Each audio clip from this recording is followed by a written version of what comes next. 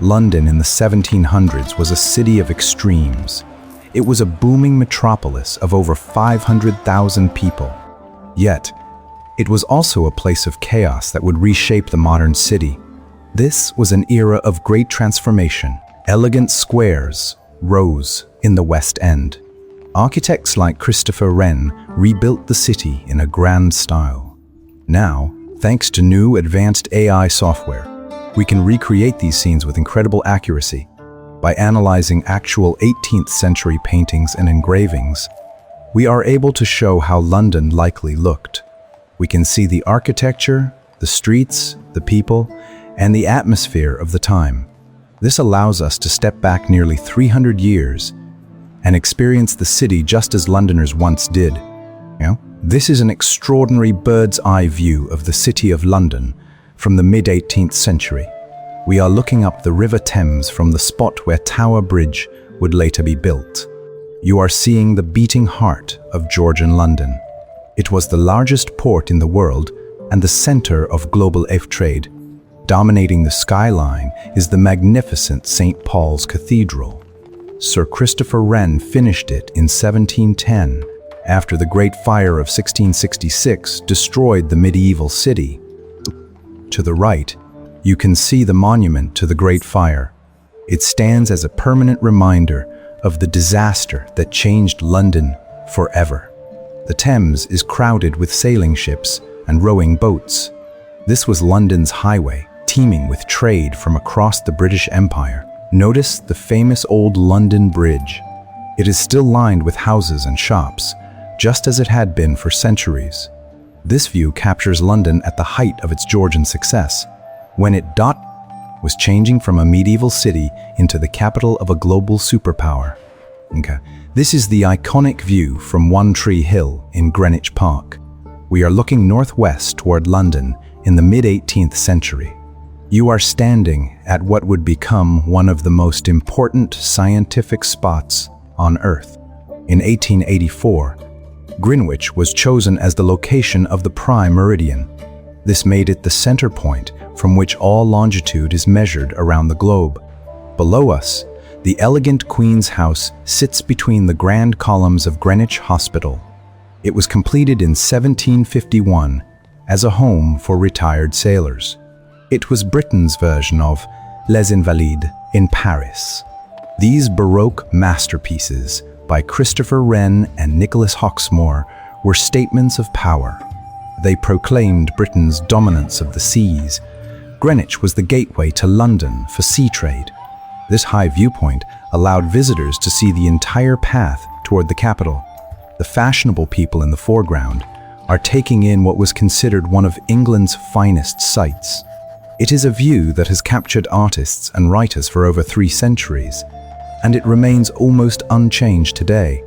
This is Leicester Square in the mid-18th century. It was one of London's most fashionable places to live. The grand building in the center is Leicester House. It was built in 1635 for the Earl of Leicester, and later became a home for several members of the royal family, including Frederick, the Prince of Wales. The square became a magnet for creative genius. William Hogarth lived and worked at number 31 on the right. You can see a bust of Van Dyck above his door. Across the square at number 47, Sir Joshua Reynolds would open his portrait studio in 1760. He painted the most influential people of the era. Notice the statue of King George I at the center of the square. It was put up in 1753. By this time, Leicester Fields had changed from open farmland into a highly desired address. However, its days as a residential square were numbered. Within decades, entertainment would replace the wealthy families as the square's main character. Next, we arrive at the south bank of the Thames. We are looking across at the Tower of London. It is the most powerful fortress in Britain, seen from the water that served as both its moat and its highway. For over 700 years, the tower controlled access to the City of London from the river. Its massive stone walls were a statement of royal power. The White Tower is the huge Norman building at the heart of the complex. William the Conqueror began building it in 1078, using stone brought over from France. By this period, the tower served many roles at once. It was a royal palace, a prison, an armory, a mint, and a treasury for the crown jewels. The waterfront you see here was the main entrance for prisoners. They arrived by boat through Traitor's Gate. This included Anne Boleyn and Sir Thomas More before they were executed. The many sailing vessels on the Thames remind us that this was London's commercial artery. Everything from royal barges to merchant ships passed under the watchful eye of the tower. Okay? This is the busy courtyard of the Royal Exchange in the 18th century. Here, global trade came together in a single magnificent space. It was founded by Sir Thomas Gresham in 1565, and it was based on the Antwerp Bourse. This was the first building in England made specifically for trading. Merchants from across the globe gathered in this open-air courtyard twice a day. Trading sessions began with the ringing of the bell in the tower above. Imagine the scene. Deals were shouted in dozens of languages. You could hear the rustle of papers and the sound of pens on contracts. The covered walkways on the upper levels held shops selling luxury goods, books, and maps. At the same time, Lloyd's of London ran their insurance business from these very galleries. This single building turned London into a financial superpower. It was the model that would inspire stock exchanges from New York to Hong Kong. This is St. James's Square in the mid-18th century. It was the highest point of aristocratic London and one of the most exclusive addresses in the capital. Developed in the 1660s, this square attracted the wealthiest nobles in England.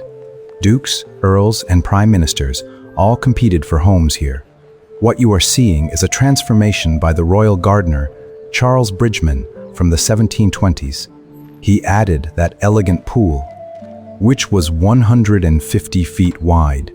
It was surrounded by 8 stone pillars holding lamps and enclosed by decorative ironwork. Before Bridgeman's work, the square had been messy and neglected. Residents called it embarrassing for such a famous location. The spire of St. James's Church rises in the distance.